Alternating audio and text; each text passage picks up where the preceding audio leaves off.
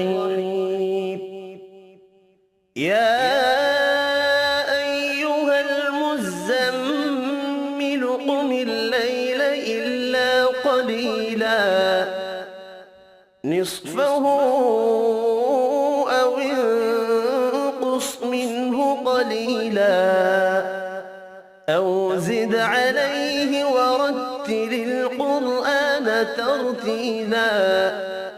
إنا سنلقي عليك قولا ثقيلا إن ناشئة الليل هي أشد وطئا وأقوم قيلا إن لك في النهار سبحا طويلا واذكر اسم ربك وتبتل إليه تبتيلا رب المشرق والمغرب لا إله إلا هو فاتخذه وكيلا واصبر على ما يقولون واهجرهم هجرا جميلا وذرني والمكذبين أولي النعمة ومهلهم قليلا إن لدينا أنكالا وجحيما وطعاما ذا غصة وعذابا أليما يوم ترجف الأرض والجبال وكانت الجبال كثيبا مهيلا إنا أرسلنا إليكم رسولا شاهدا عليكم كما أرسلنا إلى فرعون رسولا فعصى فرعون الرسول فأخذناه أخذا وبيلا فكيف تتقون إن كفرتم يوما يجعل البلدان شيبا السماء منفطر به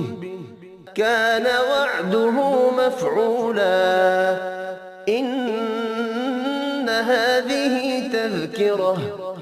فمن شاء اتخذ إلى ربه سبيلا إن ربك يعلم أنك تقوم أدنى من ثلثي الليل ونصفه وثلثه وطائفة من الذين معك والله يقدر الليل والنهار علم أن لن تحصوه فتاب عليكم فاقرؤوا ما تيسر من القرآن علم أن سيكون منكم مرضى وآخرون يضربون في الأرض يبتغون من فضل الله وآخرون يقاتلون في سبيل الله فاقرؤوا ما تيسر منه وأقيموا الصلاة وآتوا الزكاة وأقرضوا الله قرضا حسنا وما تقدموا لأنفسكم من خير تجدوه عند الله هو خيرا وأعظم أجرا واستغفروا الله إن الله غفور رحيم صدق الله العظيم.